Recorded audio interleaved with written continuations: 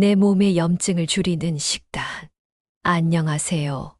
여러분의 건강한 삶을 위한 지혜를 나누는 이 공간에 찾아와 주셔서 정말 감사합니다. 오늘은 우리 중년 이후의 삶을 위협하는 만성 염증에 대해 이야기해 보려고 해요. 염증이라는 말, 듣기만 해도 부담스럽게 느껴지시나요? 하지만 걱정 마세요. 제가 아주 쉽고 친절하게 그리고 실제 생활에서 바로 적용할 수 있는 염증 줄이는 식단과 건강 비법을 알려드릴게요. 좋아요, 구독 버튼 누르고 시작해 볼까요?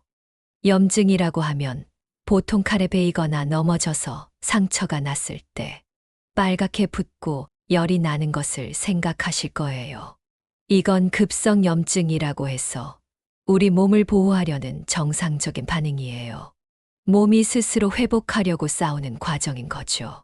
하지만 오늘 제가 말씀드릴 만성 염증은 좀 달라요. 이건 우리 몸 속에서 소리 없이 타오르는 작은 불씨와 같아요. 당장 아프거나 티가 나지 않지만 시간이 지나면서 서서히 우리 몸을 망가뜨리고 심각한 질병을 일으킬 수 있답니다. 우리 몸의 염증 불씨를 끄고 젊고 건강하게 사는 지혜. 지금부터 하나씩 자세히 알아볼까요? 1. 만성 염증. 왜 위험할까요? 먼저 만성 염증이 무엇인지부터 알아보도록 해요. 여러분, 혹시 이런 경험 있으신가요? 특별히 한 것도 없는데 몸이 찌뿌둥하고 항상 피곤하다. 소화가 잘 안 되고 더부룩하다. 여기저기 관절이 쑤시고 아프다. 다른 사람보다 감기에 자주 걸린다. 살이 찌고 뱃살이 늘었다. 만약 이런 증상들이 지속된다면 우리 몸속에 만성 염증이 숨어 있을 가능성이 높아요. 만성 염증이란 무엇일까요? 만성 염증은 우리 몸의 면역 체계가 너무 과민하게 반응해서 생기는 거예요. 우리 몸을 지키는 군대가 필요 이상으로 계속 싸우고 있는 상태라고 할 수 있죠. 원래 염증은 몸을 보호하는 좋은 작용인데, 만성 염증은 면역 체계가 계속해서 위험 신호를 보내면서 불필요한 공격을 하는 거죠. 이로 인해 우리 몸의 세포와 조직들이 서서히 손상되고 망가지기 시작합니다. 우리 몸의 작은 불씨가 계속 타오르면서 그을음이 쌓이고 결국 여기저기 고장 나는 것과 같다고 이해하시면 쉬울 거예요. 만성 염증이 부르는 무서운 질병들.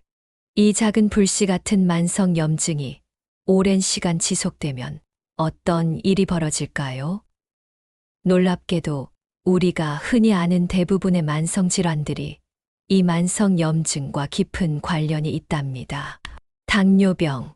만성 염증은 인슐린 저항성을 높여 혈당 조절을 어렵게 만들고 결국 당뇨병으로 이어질 수 있습니다. 심혈관 질환. 혈관에 염증이 생기면 혈관 벽이 딱딱해지고 좁아져 고혈압, 동맥경화, 심근경색, 뇌졸중 등의 위험이 높아져요. 치매 및 뇌질환. 뇌에 만성 염증이 생기면 뇌세포들이 더 빨리 망가지고 이 때문에 기억력이나 생각하는 능력이 떨어지며 치매에 걸릴 위험도 커져요. 암. 염증은 세포의 DNA를 손상시키고 세포 성장을 촉진하여 암 발생 위험을 증가시킬 수 있습니다. 관절염. 관절의 만성 염증은 통증과 부기를 유발하고 관절을 손상시켜 삶의 질을 크게 떨어뜨립니다. 비만. 지방세포 자체가 염증을 유발하고 염증은 다시 지방 축적을 촉진하는 악순환을 만듭니다. 자가면역 질환, 류마티스 관절염, 루푸스 등 면역 체계가 자신의 몸을 공격하는 질환들도 만성 염증과 관련이 깊습니다. 정말 무섭죠? 하지만 너무 걱정하지 마세요. 다행히도 이 만성 염증의 불씨를 끄고 우리 몸을 건강하게 지킬 수 있는 방법이 있답니다. 그 핵심이 바로 항염증 식단이에요. 제가 아는 영희 씨의 이야기를 들어보실래요? 영희 씨는 50대 초반부터 늘 몸이 무겁고 피곤했다고 해요. 아침에 일어나면 온몸이 쑤시고 소화도 잘 안 되고요. 병원에서는 별다른 이상이 없다고 하는데 영희 씨는 늘 몸이 아파서 고생했습니다. 어느 날 건강검진에서 혈당 수치가 위험 수준이라는 결과가 나왔어요. 의사 선생님은 이대로 가면 당뇨로 발전할 수 있으니 식습관 개선이 시급하다고 말씀하셨죠. 영희 씨는 너무 놀랐지만 동시에 이대로는 안 되겠다는 강한 결심을 했습니다. 영희 씨는 항염증 식단에 대해 알게 되었고 반신반의하면서도 제가 오늘 알려드릴 식단들을 꾸준히 실천하기 시작했어요. 설탕과 흰쌀밥을 줄이고 채소와 통곡물, 생선을 늘렸죠. 처음엔 힘들었지만 한 달, 두 달 지나자 놀라운 변화가 생기기 시작했습니다. 점점 아침에 일어나는 몸이 가벼워지고 소화 불량도 사라졌어요. 늘 쑤시던 관절 통증도 신기하게 줄어들었고요. 6개월 후 다시 건강검진을 받았을 때 혈당 수치가 정상으로 돌아왔고 의사 선생님도 깜짝 놀라셨다고 해요. 영희 씨는 항염증 식단 덕분에 다시 젊어진 기분이라며 활짝 웃으셨습니다. 여러분도 영희 씨처럼 작은 실천으로 큰 변화를 만들 수 있답니다. 이 항염증 식단, 무엇을 먹어야 할까요? 그렇다면 우리 몸속 염증 불씨를 끄는데 도움이 되는 음식들은 무엇이 있을까요? 어렵지 않아요. 주변에서 쉽게 구할 수 있고 맛도 좋은 음식들이 많답니다. 염증을 낮추는 슈퍼푸드 5가지. 첫째, 베리류. 딸기, 블루베리, 라즈베리 등 작지만 강력한 항산화 성분인 안토시아닌이 풍부해서 염증을 줄이는데 아주 효과적이에요. 요구르트에 넣어 먹거나 간식으로 드셔보세요.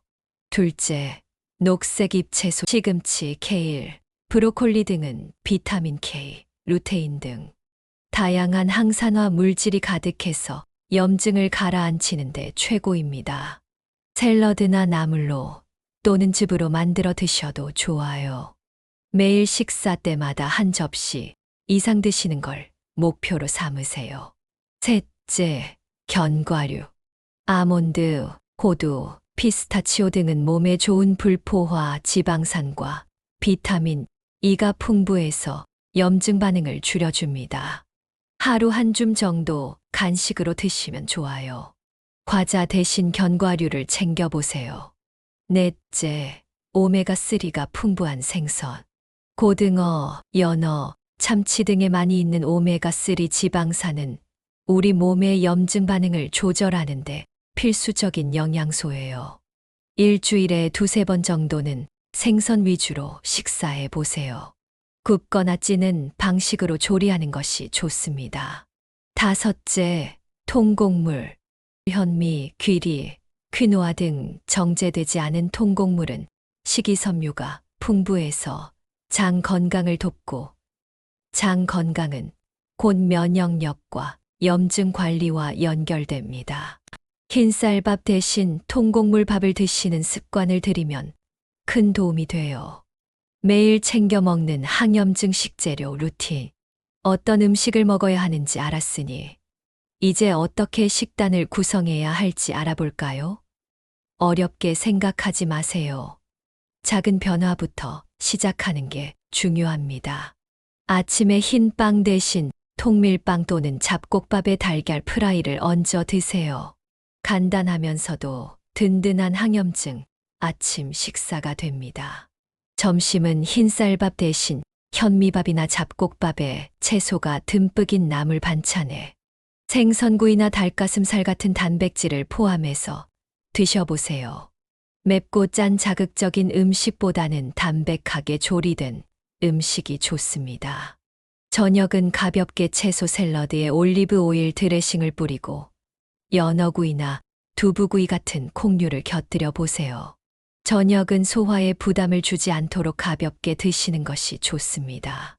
간식은 신선한 과일이나 견과류 한 줌, 플레인 요구르트 등이 좋습니다. 출출할 때 건강한 간식으로 염증을 잡으세요. 맛있게 즐기는 항염증 레시피.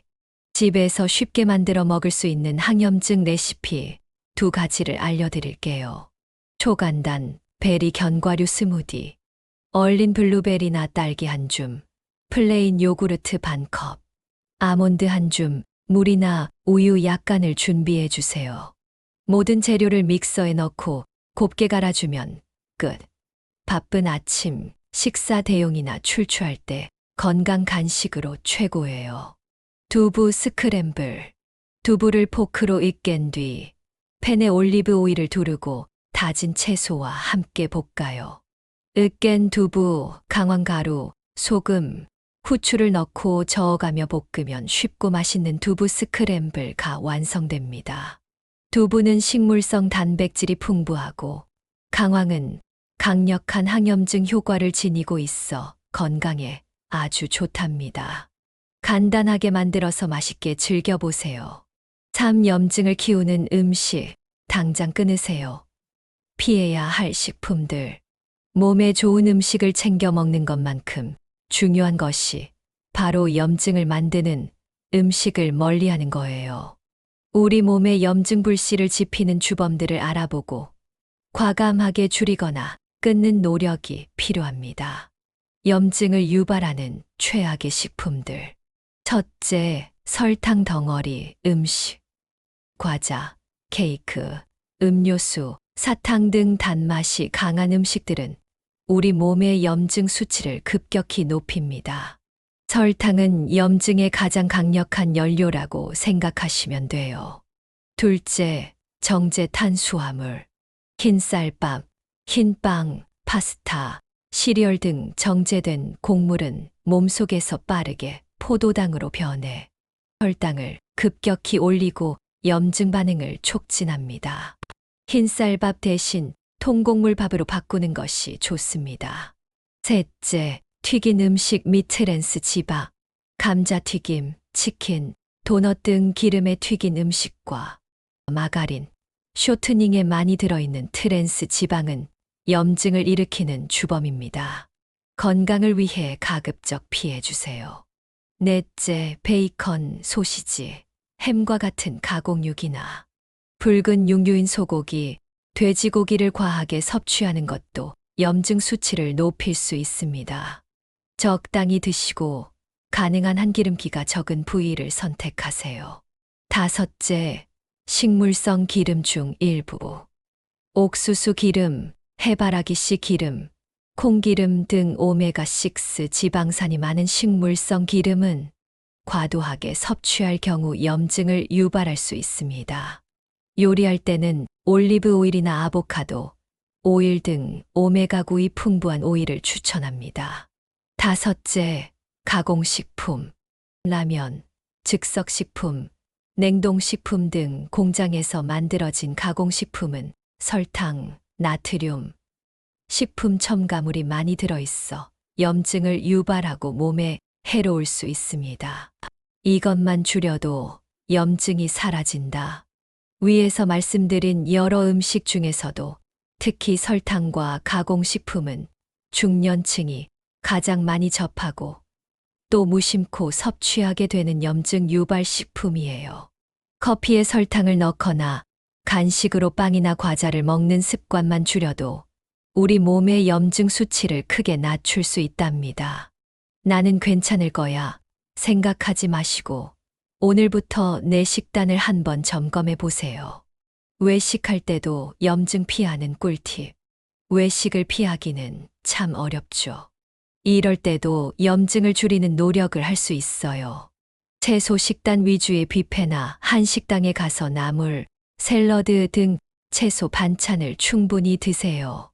샐러드 드레싱은 의외로 설탕과 염분이 많으니 따로 달라고 해서 양을 조절하거나 올리브 오일, 식초 위주로 선택하세요.